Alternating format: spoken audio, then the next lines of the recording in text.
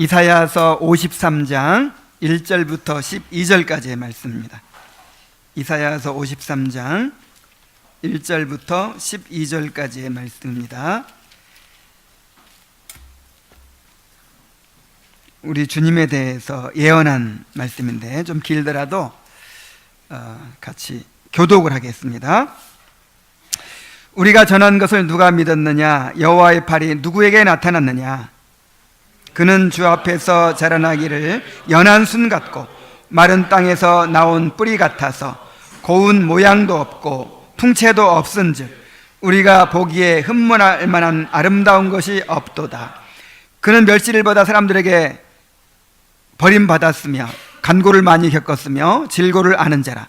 마치 사람들이 그에게서 얼굴을 가리는 것 같이 멸시를 당하였고 우리도 그를 귀히 여기지 아니하였도다. 그는 실로 우리의 질고를 지고 우리의 슬픔을 당하였거늘 우리는 생각하기를 그는 징벌을 받아 하나님께 맞으며 고난을 당한다 하였노라. 그가 찔림은 우리의 허물 때문이요 그가 상함은 우리의 죄악 때문이라. 그가 징계를 받음으로 우리는 평화를 누리고 그가 채찍에 맞음으로 우리는 나음을 받았도다. 우리는 다 양 같아서 그릇 행하여 각기 제 길로 갔거늘 여호와께서는 우리 모두의 죄악을 그에게 담당시키셨도다. 그가 곤욕을 당하여 괴로울 때에도 그의 입을 열지 아니하였으며 마치 도수장으로 끌려가는 어린 양과 털 깎는 자 앞에서 잠잠한 양같이 그의 입을 열지 아니하였도다.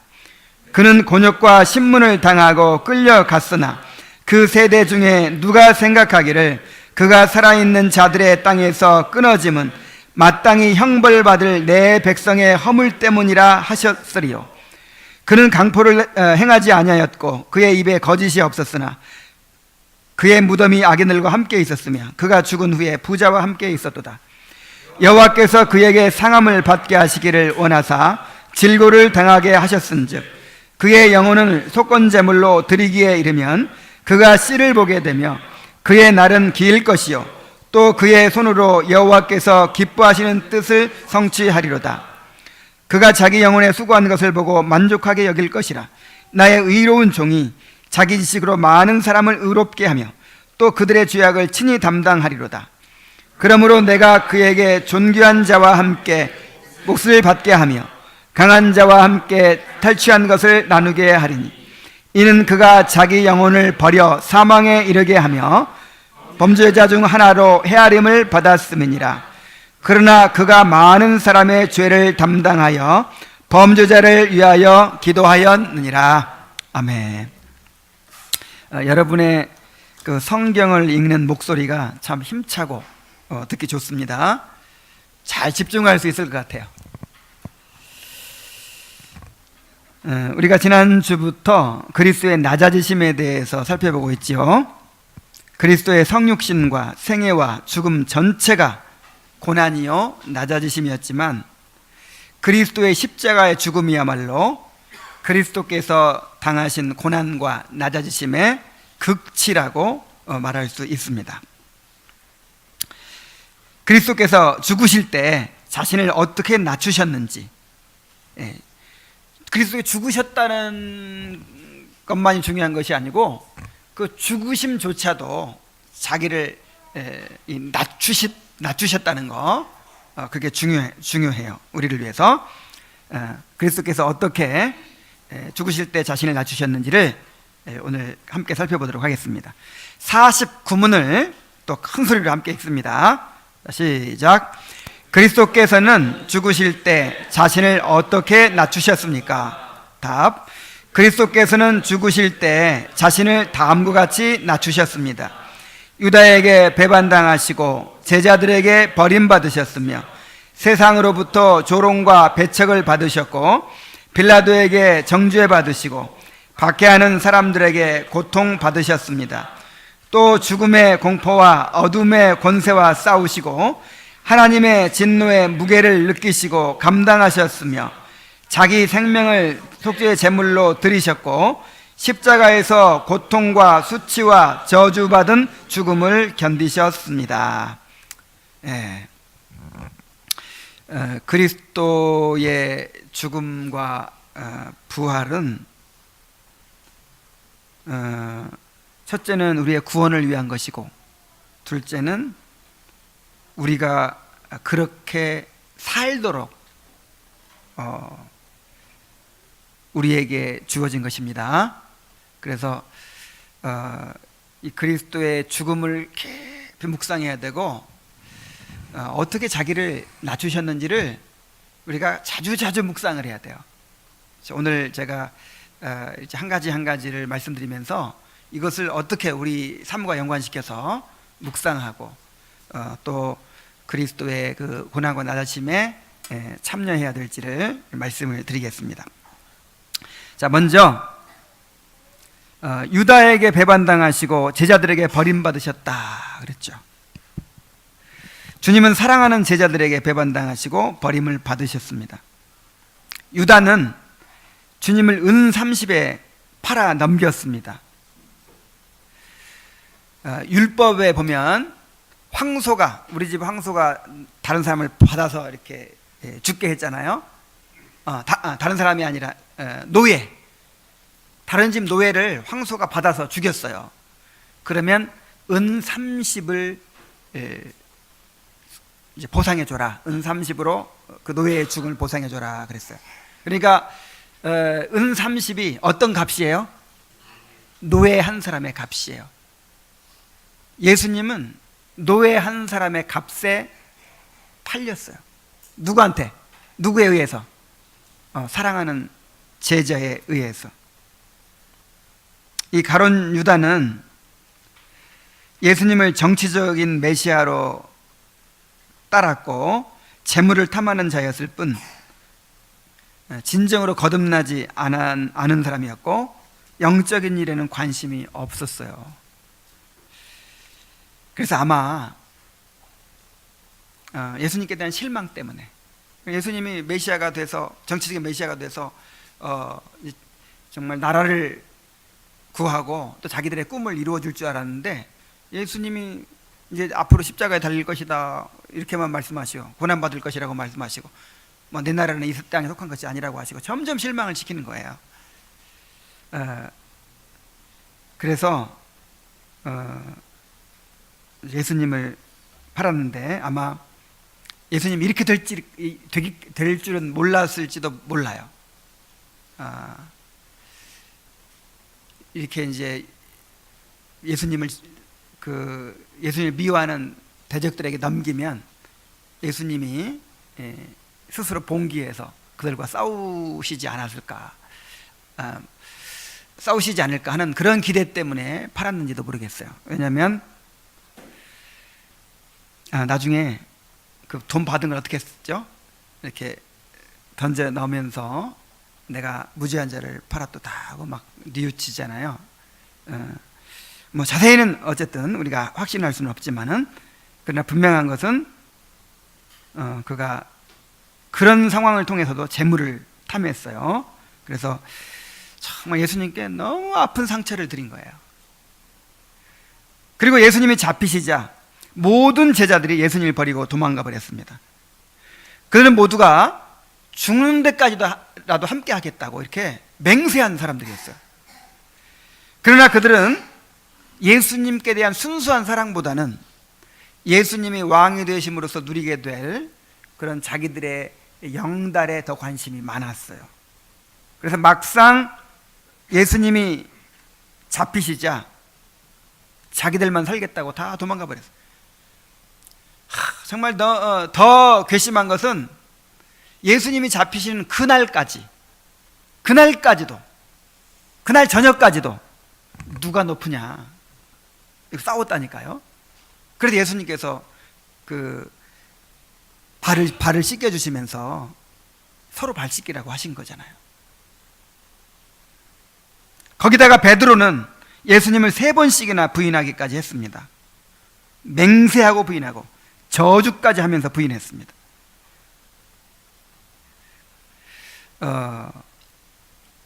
유다에게 배반당하시고 제자들에게 버림받으신 이 주님의 고난과 낮아지심을 깊이 생각하시기 바랍니다. 정말 믿었던 사람들에게 배신당해 본 적이 있습니까? 정말 그럴 줄 몰랐는데, 내가 그렇게 잘해줬었는데 그렇게 나를 실망시키고 나한테 상처를 주고 결정적인 순간에 나를 버리고 그런 일 때문에 혹시 마음에 상처를 안고 있는 분들이 있습니까? 예수님이 제자들에게 배신당하시고 받으신 그 나 자신을 깊이 생각하시기 바랍니다. 자, 그 다음에 세상으로부터 조롱과 배척을 받으셨고 그랬어요. 예수님은 이 세상의 창조주이십니다. 예수님은 이 세상을 구원하기 위해 오셨습니다. 그런데 자기 땅에 오매 자기 백성이 영접하지 않았다 그랬어요. 여러분 생각해 보세요. 하나님의 아들이 인간의 몸을 입고 이 땅에 오신 거예요. 그럼 어떻게 해야 됩니까? 그 낮아지심에 정말 황송하게, 정말 너무나도 감격해서 그렇게 맞이해도 부족하죠. 그런데 사람들이 배척한 거예요.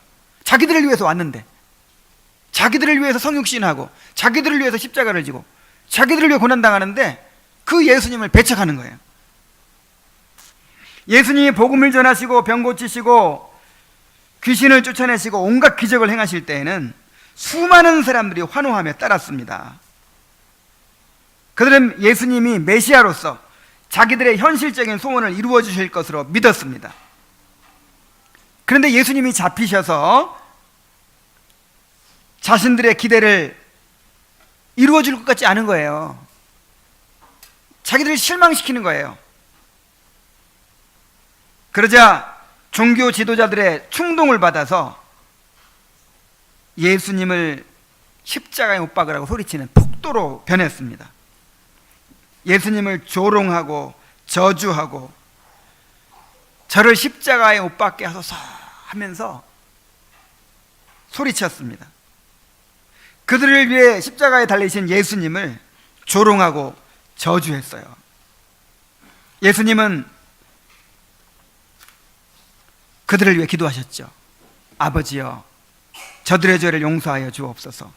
자신들이 하는 일을 알지 못함이니이다. 정말 누군가를 사랑한다는 것은 어려운 일입니다. 사람들은 다 자기중심적이에요. 내가 그 사람을 위해서 이렇게 하면 그만큼 오는 게 절대로 아니에요. 그래서 누군가를 사랑한다고 하는 것은 가장 상처받기 쉬운 상태가 되는 것입니다. 그것 때문에 사랑할 수 없는 거예요. 상처받을까 봐. 10번 잘하다가 한 번 잘못하면 원수가 되기 쉽죠. 그러므로 누군가를 사랑하기 위해서는 상처받을 각오를 해야 하고 내가 죽지 않으면 사랑할 수가 없습니다. 사람들에게 실망하고 상처를 받게 될 때가 있습니까? 무리에게 배척받으시고 조롱당하시고 그렇게 버림받으신 우리 주님을 생각하시기 바랍니다.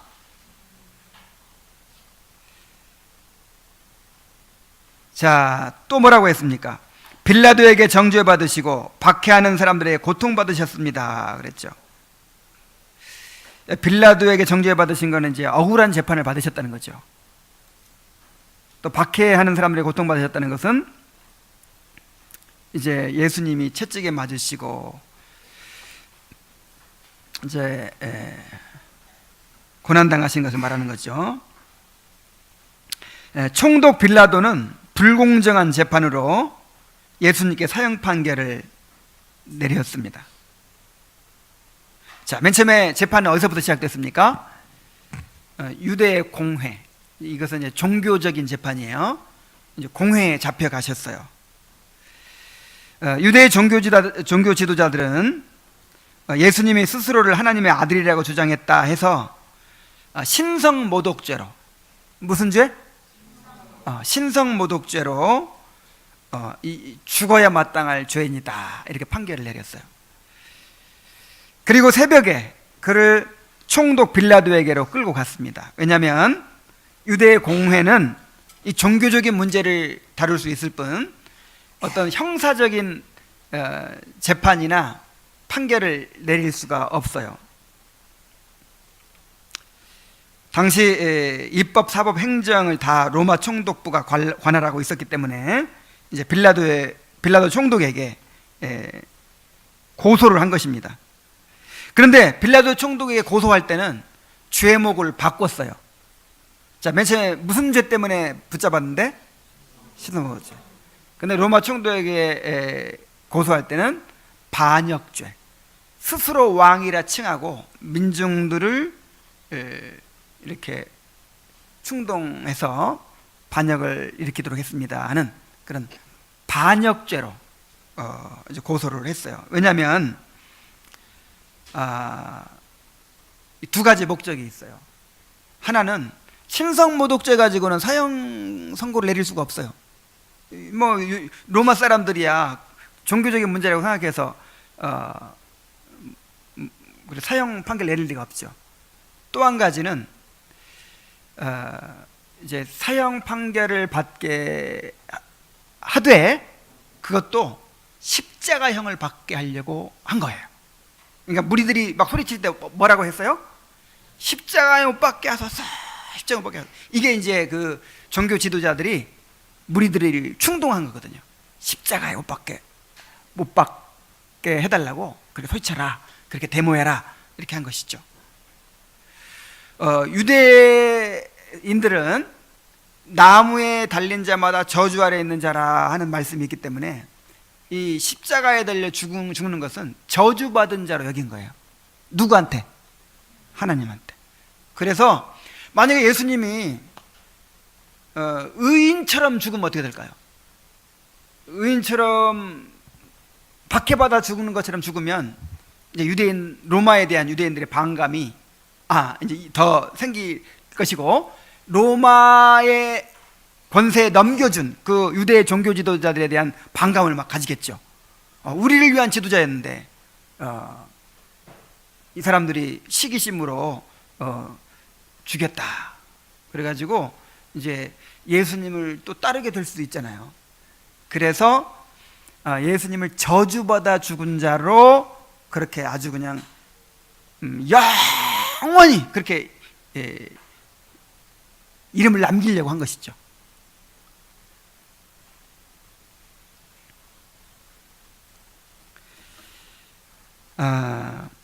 빌라도는 예수님이 죄가 없는 것을 알았기 때문에 태형으로 끝내려고 했어요. 채찍을 때려 놓겠노라.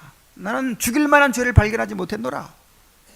그래도 막 이제 십자가 못 박게 해달라고 막 봉기하려고 하니까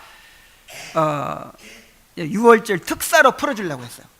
그래서 그것도 아주 그냥 그 당시에 가장 악한 죄로 잡혀있는 강도 살인을 저질러서 잡혀있는 바라바와 두 사람을 세우고, 누구를 원하느냐?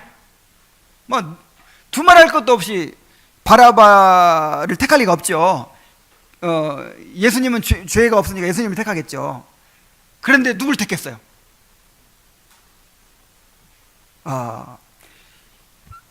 이 사람을 살려두면 우리 민족의 장래가 불안하다. 로마가 이 사람 때문에, 이 반역자 때문에 우리 민족 전체를 멸망시킬 수 있다. 그러니까 한 사람이 죽음으로써 우리 민족이 사는 것이 낫다. 이 가야바가 이런 논리를 폈죠. 하여간 예수님을 죽이기 위해서 얼마나 고도의 그런 술수를 부렸는지 몰라요. 정치적으로 그렇게 막 노력을 했는지 몰라요. 그래서 이제 무리들에게 바라바를 택하도록 한 거예요. 한번 상식적으로 생각해 보세요. 어떻게 살인 강도를 살려달라고 하고 그 아무 죄도 없으신 예수님을 죽이라고 할 수 있겠습니까? 그래서 빌라도는 예수님께서 죄가 없는 것을 알면서도 끝내 예수님께 십자가형을 언도하고 말았습니다. 그래서 이제 예수님이 십자가형을 받게 되는데, 로마 병정들에게 희롱을 당하셨어요. 이 로마 병정들은 식민지에 주둔하고 있는 점령군이었어요. 점령군. 근데 로마의 식민 중에서도 가장 골치 아픈 곳이 이 예루살렘이었다고 해요. 유대인들이 이제 야훼에 대한, 여호와에 대한 신앙이 있으니까 이 로마를 이제 가증스럽게 여기죠. 이방인들이 이제 거룩한 하나님의 도성을 이렇게 침략해서 이렇게 하고 있다고 생각하니까 끊임없이 반란이 일어나고, 그 다음에 좀 독특하잖아요. 종교의식이라든지 뭐든지.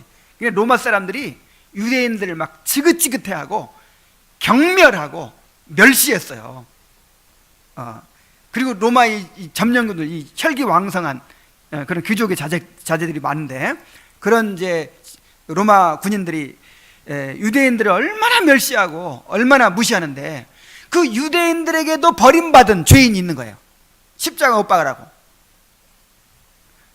넘겨준 죄인이 있는 거예요. 그러니 무슨 자비심을 갖겠어요. 그래서 예수님에 대해서 이제 심심하니까 뭐 잘 됐죠. 그냥 그 젊은 사람들이, 혈기왕성한 젊은 사람들이 그 예수님을 마음껏 수치를 주고 조롱을 하고 희롱을 하고 그렇게 하는 거예요.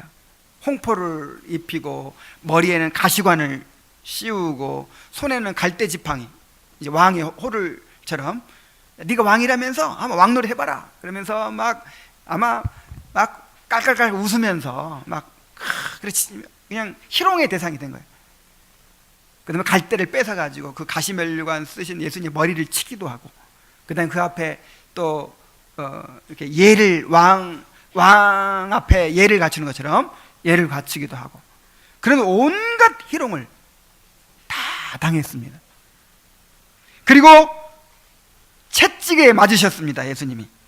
로마인의 채찍 끝에는 쇠조각이나 뼈조각이 달려있다고 해요. 이 세 가닥이 있는데 거기에 이 쇠조각이 달려있어 가지고 한 번 이렇게 칠 때마다 살점이 뜯게 나온다는 거예요. 그래서 채찍을 맞다가 이 정신이 이렇게 정신 이상이 되거나 기절하거나 또 죽는 경우도 있었다고 합니다.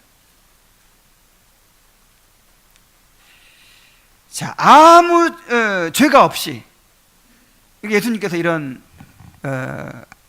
판결을 받으시고 이런 희롱을 당하시고 이렇게 채찍에 맞으신 거예요. 여러분, 우리는 조금만 부당한 일을 당해도 못 참죠. 조금만 억울한 일을 당해도 참지 못하죠. 여러분, 그럴 때 부당한 일을 당하고 좀 억울한 일을 당하고 좀 불공정한 일을 당하고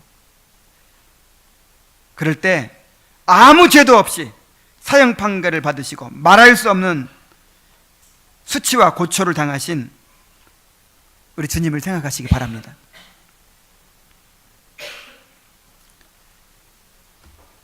또 다음으로 죽음의 공포와 어둠의 권세와 싸우시고 하나님의 진노의 무게를 느끼시고 감당하셨으며 그랬어요.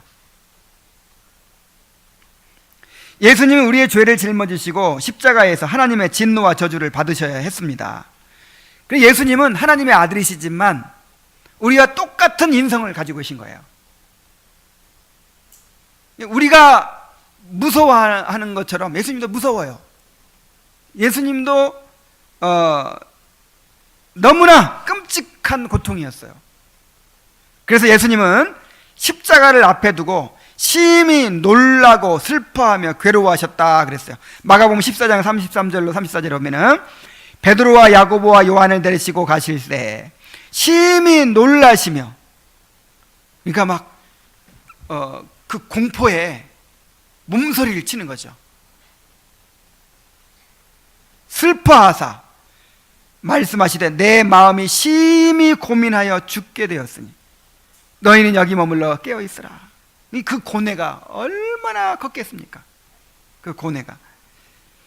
그는 겟세마네 동산에서 심한 통곡과 눈물로 간구와 소원을 올리셨고 힘쓰고 애써 더욱 간절히 기도하심으로 땀이 땅에 떨어지는 핏방울같이 되었고 3번씩이나 이 잔을 내게서 떠나게 해달라고 간구하셨습니다. 이 잔을 내게서 옮겨달라고 간구하는 그 예수님의 심정을 깨닫게 되기를 바랍니다. 예수님 알았을까요? 몰랐을까요? 예수님은 십자가에 달리기 위해서 왔잖아요. 그리고 이것을 면할 수가 없는 것을 아시잖아요. 그러면서도 그렇게 간구한 거예요. 아버지여, 이 잔을 내게서 옮기시옵소서. 얼마나 두려웠으면, 얼마나 그것이 끔찍한 고통이었으면 그렇게 간구하셨겠습니까? 그리고 십자가 위에서는 말할 수 없는 고통과 두려움으로 몸서리치며 비명을 지르셨어요. 마태복음 27장 46절에 제9시쯤에 예수께서 크게 소리질러 이르시되 엘리 엘리 라마 사박다니 하시니 이는 곧 나의 하나님 나의 하나님 어찌하여 나를 버리셨나이까. 그러니까 예수님께서 이 당하신 고통은요, 내 아들아 조금만 참아라, 조금만 참으면 이 고통이 끝난다, 그렇게 하나님의 위로를 받으면서 격려를 받으면서 그렇게 고통당하신 게 아니에요.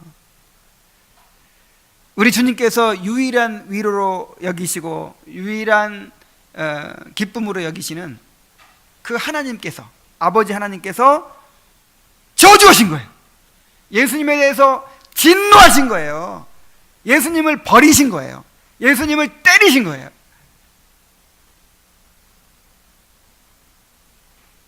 이것이 주님께서 당하신 고통의 본질이죠.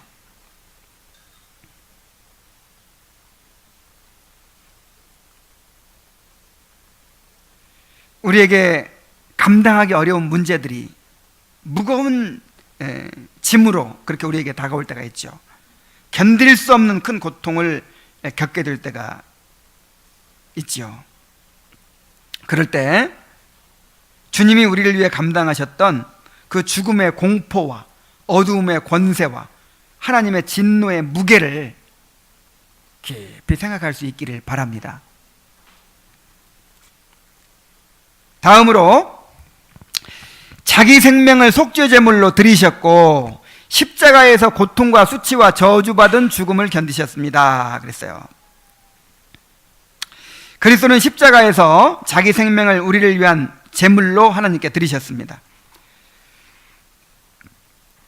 그런데 이 십자가의 죽음은 가장 고통스럽고 가장 수치스럽고 가장 저주스러운 죽음이었다는 거예요. 십자가는 이 동방에서 들여온 건데 일종의 고문틀이에요. 고문틀. 사람을 어떻게 하면 가장 고통스럽게, 가장 수치스럽게, 가장 저주스럽게 고통을 느끼면서 죽게 할 수 있을까 해서 만들어낸 처형틀이 바로 십자가입니다. 그리고 십자가는 가장 수치스러운 죽음이에요. 너무너무 수치스러운 죽음이에요. 유대인들에게는 그게 저주의 상징이었고 로마인들에게는 그야말로 수치의 상징이에요. 그래서 그 로마의 웅병가 이 세네카라는 사람은 그런 글을 남겼다고 해요. 우리 입에서 십자가라는 단어를 올리지 말자. 무슨 얘기인지 아시겠죠? 우리가 입에 잘 안 올리는 말이 있죠. 뭐 음담, 폐설이라든지 막 입에만 올려도 막 우리가 몸서리 치는 막 그런 단어가 있듯이 그 로마 시대에는 십자가라는 단어가 바로 그런 단어였어요. 그래서 십자가라는 말 자체를 입에 올리지 말자 할 정도로. 그래서 아무나 십자가에 달아 죽이지 않고 반역자들, 왕에 대해서 반역한 사람들이나 노예들만, 그게 살인을 저질러도 십자가에 죽이지 않는 거예요. 평민들은, 노예들, 노예들만 이제 달아 죽이는 거죠. 그러니까 십자가는요, 정말 우리나라에도 그런 게 있어요. 정말 수치스럽게 벌을 주고 싶다 그럴 때 뭐 말에다가 이렇게 매달고 막 온 성안을 돌게 하는 막 그런 거 있죠. 그런 게 있듯이 십자가가 바로 그런 것이었어요. 자기가 져야 될 십자가를 지고 그 수많은 사람들이 모여있는 성을 한 바퀴 도는 거예요. 이제 한 바퀴 돈다기보다 이제 골고다 그 처형장까지 자기가 가는 거예요. 그러면 이제 그 주위에 있는 사람들이 어떻게 하죠? 악한 죄를 지은 사람이니까 침 뱉고 돌 던지고 욕하고 막, 그러니까 완전히 그 수치를 당하는 거죠. 심지어 옷까지 다 벗겼어요. 옷까지 완전히 다.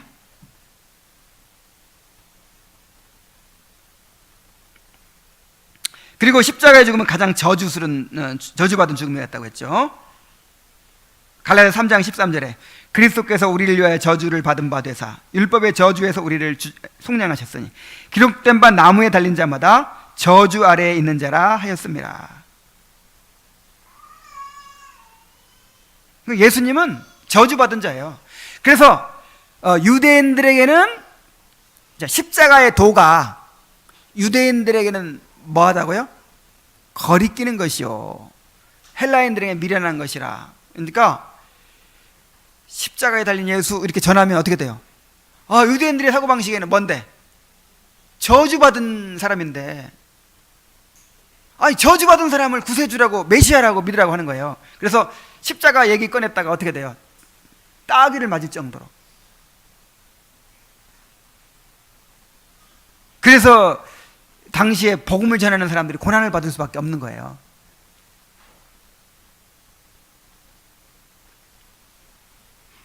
근데 왜 십자가를 택했을까요? 예수님께서 죽으시는 방법이 여러 가지가 있는데 왜 십자가를 택했을까요? 이 하나님의 진노와 저주를, 이 죄에 대한 하나님의 형벌을 나타내기 위해서예요. 가장 고통스럽고 가장 수치스럽고 가장 저주스러운 십자가를 통해서 죄에 대한 하나님의 진노와 형벌이 얼마나 큰 것인지를 드러내신 것이죠.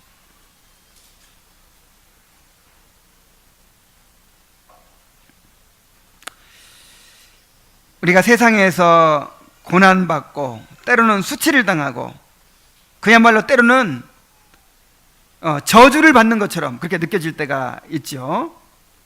그럴 때 주님이 당하신 십자가의 고난과 수치와 저주를 묵상하시기 바랍니다.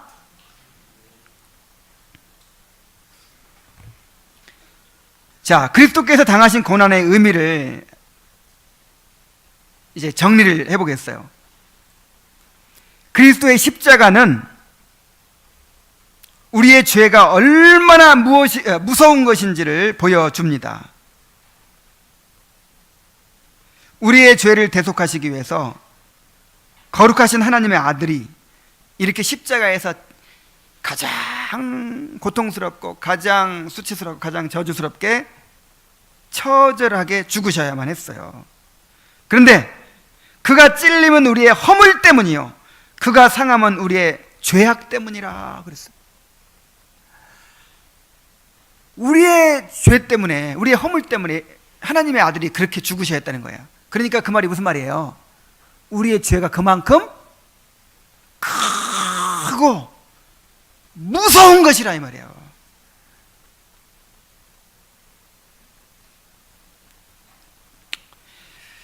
그래서 구원받은 사람은 죄를 미워하게 돼 있는 거예요. 이 죄 때문에 누가 죽으셨어요? 그리스도가 죽으셨어요. 근데 그리스도의 죽으심은 단지 죄의 형벌을 면하게 해주기 위해서일 뿐만 아니라 그 죄 자체에서 우리를 건지시기 위한 것이거든요. 여러분의 죄를 생각할 때마다 이 죄 때문에 하나님의 아들이 그렇게 처절하게 죽으셨다, 이걸 생각하셔야 돼요. 그러면 죄를 미워하지 않을 수가 없어요. 죄를 가볍게 여길 수가 없어요. 십자가 하면, 여러분 십자가가 뭡니까? 십자가, 우리 죄를 용서해 주신 하나님의 수단이죠. 그래서 내가 아무렇게나 살아도 되게 해주는 면허증입니까? 이렇게 알고 있는 사람들이 많아요. 에이, 십자가로 용서했으니까. 에이, 죄는 다 십자가로 용서했으니까. 그러면서 죄를 무서워하지 않아. 죄를 미워하지 않아. 죄를 죽이려고 하지 않고 죄에서 벗어내려고 하지 않아요. 죄를 우습게 알고 가볍게 알아요. 이 사람은 십자가를 아는 사람이에요? 모르는 사람이야? 모르는 사람이야. 여러분, 십자가를 통해서 먼저 뭘 깨달아야 된다고요? 여러분의 죄를 깨달아야 된다고요. 죄를. 그 구약시대 제사 드릴 때 양을 누가 죽인다 그랬어요? 내가 죽인다 그랬죠? 내가 양의 머리 안수해요. 이제 내 죄를 전가시키는 거죠. 내가 죽여요. 내가 애완동물처럼 키우던 그 양을 내가 그냥 목을 따고 배를 가르고 죽이는 거예요. 그러면서 뭘 생각해야 돼요?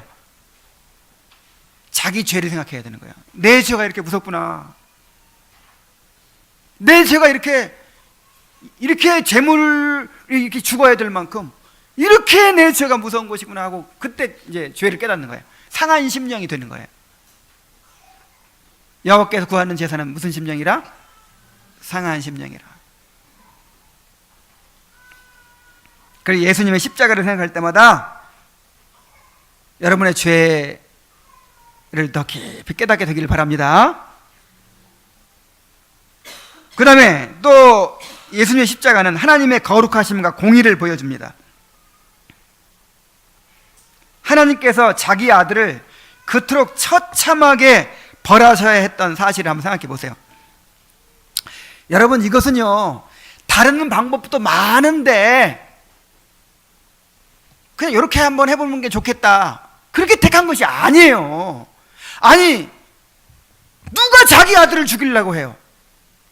한번 생각해 보세요. 아니, 자기 사랑하는 아들에게 그렇게 진노하고 저주를 하고 싶어요?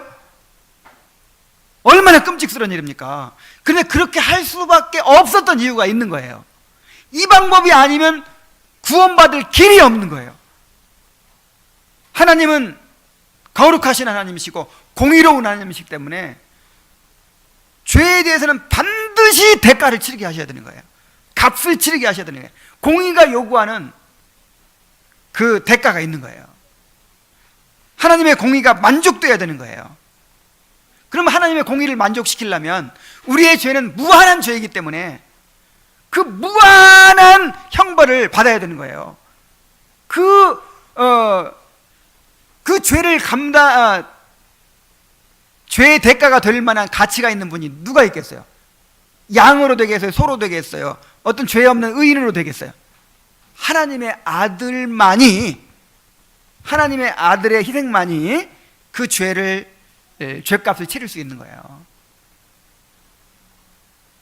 그래서 십자가를 통해서 우리의 죄가 얼마나 큰가를 알아야 되고, 반드시 그 방법을 통해서만 우리를 구원해 주실 수밖에 없는 하나님의 거룩하심과 공의를 또 깨달아야 될 줄로 믿습니다. 하나님이 얼마나 죄를 미워하시는가, 얼마나 죄를 극히 혐오하시는가, 얼마나 죄에 대해 진노하시는가, 죄를 그냥 넘기실 수가 없는 하나님이신가, 이것을 깨닫게 되기를 바랍니다. 그 다음에 이 십자가는 우리를 향한 하나님의 사랑을 보여줍니다. 하나님이 우리를 공의대로 벌하시더라도, 그냥 인류 전체를 다 그냥 지옥에 다 쓸어버리더라도 하나님은 영광 받으셔야 합니다. 제가 지난번에도 말씀드렸지만 하나님이 우리를 꼭 구원에 영광 받으시는 거 아니라고 그랬죠. 하나님이 영광 받으시는 길은 두 가지가 있어요. 하나는 구원을 통해서 은혜의 영광을 드러내시고, 심판을 통해서 공의의 영광을 드러내십니다. 두 가지 다 영광이에요. 그래 택한 자들을 통해서도 영광 받으시고 유기된 자를 통해서도 영광 받으시는 거예요. 천국을 통해서도 영광 받으시고 지옥을 통해서도 영광 받으시는 거예요. 그래서 모든 죄인들을 다 지옥에 던져버려도 하나님은 영광 받으십니다. 아무 문제가 없어요. 그런데 왜 자기 아들을 보내면서까지 우리를 구원하셔야 했을까요? 그 큰 사랑을 인하여라고요. 하나님의 사랑을 인하여.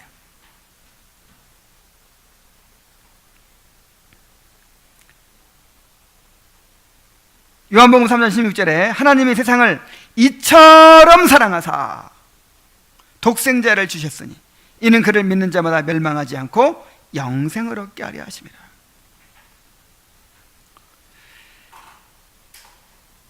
하나님의 세상을 너무 사랑하셨다는 뜻이에요.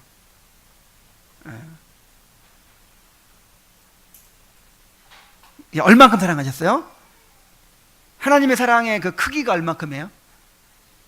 자기 아들을 십자가에 못 박게 할 만큼. 그러니까 십자가는 뭘 보여줍니까? 하나님의 사랑을 보여줘. 하나님의 크기를 보여줘. 나를 향한 사랑이 얼마나 큰가. 요한일서 4장 10절 사랑은 여기 있으니 우리가 하나님을 사랑한 것이 아니요 하나님이 우리를 사랑하사 우리 죄를 속하기 위하여 화목제물로 그 아들을 보내셨습니다. 자, 사랑이 어디 있으니? 여기 있으니. 그러면서 뭘 가리켜요? 십자가를 가리켜요. 여러분, 하나님의 사랑을 무엇으로 확인하려고 합니까? 내 기도대로 이루어 주시고 나한테 무슨 복을 주시고 뭘 이루어 주시고 이러면 하나님 나를 사랑하신다 이렇게 느낍니까? 그런 걸로 확인하려고 하지 마세요. 하나님은 우리의 기도를 안 들어주실 수도 있어요. 그것이 우리를 사랑하는 길일 수도 있어요.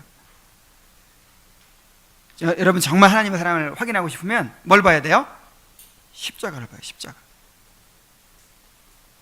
우리가 아직 죄인 되었을 때에 그리스도께서 우리를 위하여 죽으심으로 하나님께서 우리에게 된 자기 사랑을 확증하셨느니라. 확증했다는 말은 증명했단 말이에요. 증명. 내가 너희들을 이렇게 사랑한다고 증명하신 것이죠. 그래서 십자가를 통해서 하나님의 사랑을 끊임없이 확인하고 끊임없이 누리게 되시기를 바랍니다.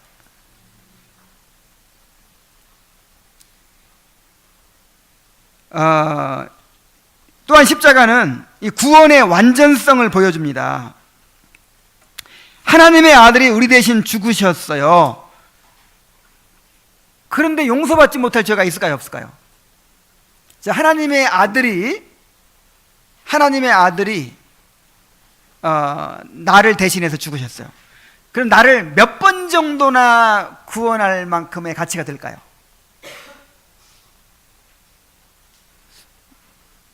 무한히, 이건 숫자로 셀 수도 없겠죠. 1000번, 10,000번 우리를 구원하고도 남는 그런 풍성한 은혜가 있는 거예요. 그래서 예수님 나를 위해 죽으신 것이 확실하기 때문에 내 죄가 완전히 용서되었고 또 나의 구원이 완전하다는 것을 우리가 확신할 수가 있는 것입니다. 이사야 50장 6절에 그가 징계를 받음으로 우리는 평화를 누리고 그가 채찍에 맞음으로 우리는 나음을 얻었도다. 우리는 다 양 같아서 그릇 행하여 각기 제 길로 갔거늘 여호와께서는 우리 모두의 죄악을 그에게 담당시키셨도다. 우리 모두의 죄악을 예수님께 어떻게 시키셨다? 떠넘기셨다 이 말이에요. 그냥 모든 죄를 다 예수님이 대신 책임지신 거예요. 자, 예수님이 책임지셨으면 우리는 어떻게 됩니까? 우리의 구원은 완전할 수밖에 없죠. 자, 이제 정말 강조하고 싶은 거 한 가지가 남았어요. 그리스도의 십자가는 우리도 주님을 본받아 의를 위하여 고난받는 삶을 살게 하는 것입니다.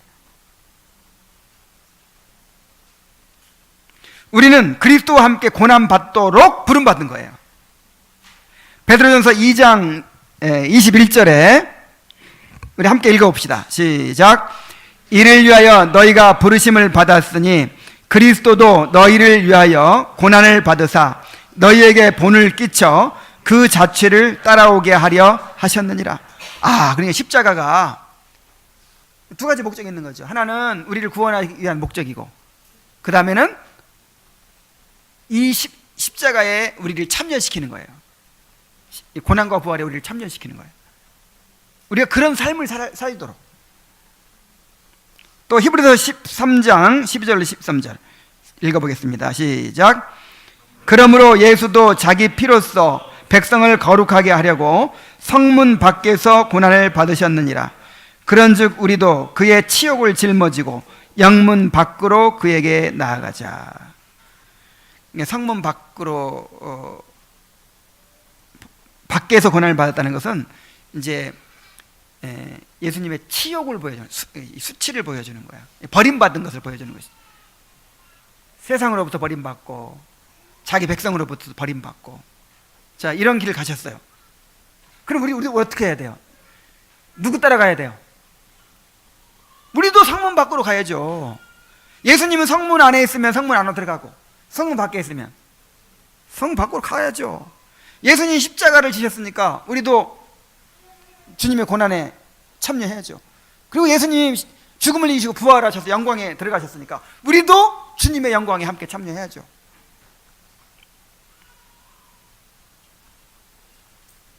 그래서 세상에서 고난받을 때 우리를 위해 고난받으신 그리스도를 바라보아야 하는 것입니다. 히브리서 12장 2절로 3절을 한번 읽어보겠습니다. 시작. 믿음의 주요 또 온전케 하시는 이인 그 예수를 바라보자. 그는 그 앞에 있는 기쁨을 위하여 십자가를 참으사 부끄러움을 개의치 아니하시더니 하나님 보좌 우편에 앉으셨느니라. 너희가 피곤하여 낙심하지 않기 위하여 죄인들이 이같이 자기에게 거역한 일을 참으신 일을 생각하라.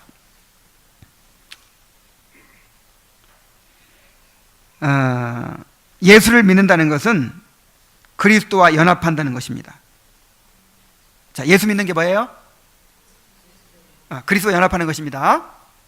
그런데 그리스도의 고난과 부활에 연합하는 거예요. 자, 세례가 그것을 보여주는 거예요.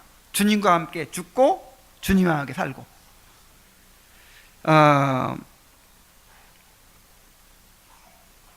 이미 예수를 믿는 사람은요, 그리스도의 고난과 부활이 우리 것이 됐어요. 자, 이걸 잘 이해해야 돼요. 자, 이미 예수님의 고난과 부활이 우리 것이 됐습니다. 그래서 예수님의 고난에 지금 죽음에 참여해서 우리가 죄로부터 죽은 거잖아요. 그리고 예수님의 부활에 참여해서 거듭난 거예요. 그리고 하나님을 향하여 살아있는 거죠. 이것이 예수님을 믿을 때 단번에 이루어졌어요, 이미.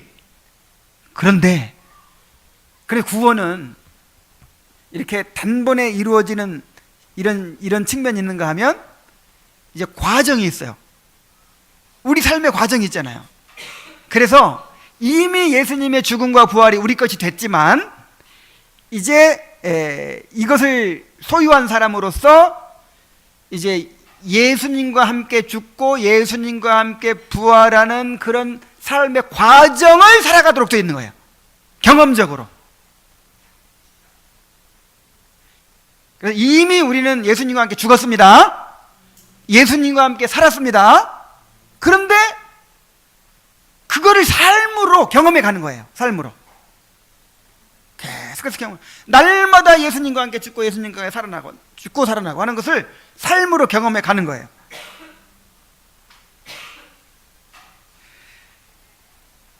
그리스도께서 십자가를 지시고 죽으신 후에 이제 부활하여 영광에 이르게 되셨듯이 우리도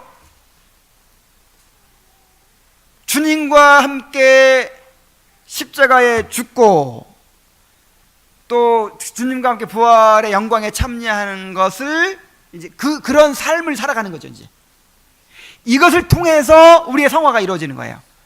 이것을 통해서 우리가 주님을 알아가는 거예요. 그래서 바울 사도가 고백하잖아요. 내가 그리스도의 고난과 부활에 참여함을 알려하여 어찌하든지 그의 고난을 본받아 부활에 이르려 하노니. 이게 이제 삶의 목적이 된 거죠. 여러분도 그것이 삶의 목적이 되어야 할 줄로 믿습니다. 그러니까 예수님은 고난받고 예수님은 그렇게 낮아지셨지만 그 예수님을 이용해서 나는 영광받고 나는 대접받고 살리라. 그러면 이건 예수님의 제자가 아니에요. 예수님과 다른 길을 가는 거죠. 예수님이 영문 밖으로 십자가를 지고 영문 밖으로 가셨으니 우리도 치욕을 지고 영문 밖으로 나가자. 아무든지 나를 따라오려거든 자기를 부인하고 자기 십자가를 지고 나를 쫓을 것이니라. 이게 제자예요.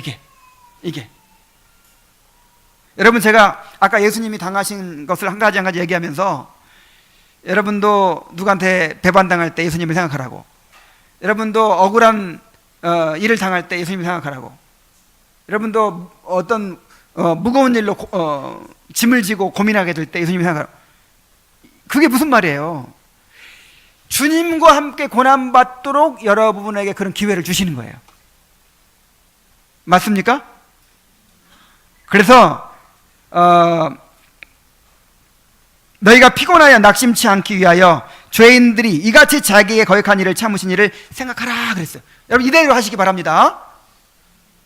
내가 막 부부 싸움만 해도 막 억울해하죠.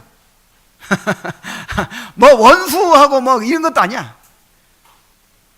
그냥 부부 싸움만 해도 막 억울해서 죽으려고 그래. 그럴 때 생각하라면, 그럴 때 예수님은 예수님은 억울한 재판 받으셨어요. 사형 판결 받으셨어요. 예수님 자기 제자한테 배반당하셨어요. 나를 팔아버렸어. 근데 나를 팔진 않았잖아 아직. 아니, 그것도 못 참아? 내 몸이라면서? 그러니까 꼭 이대로 하세요. 이대로. 내가 고난받을 때 내가 당한 억울함, 내가 손해본 거, 상대방이 잘못한 거 막 밤새도록 그냥 생각하고 묵상하고 막 그러면서 막 그냥 분노하고 그냥 원망하고 막 이러라고 하셨습니까? 누굴 생각하라고요? 그리스도를 생각하라. 그리스도를.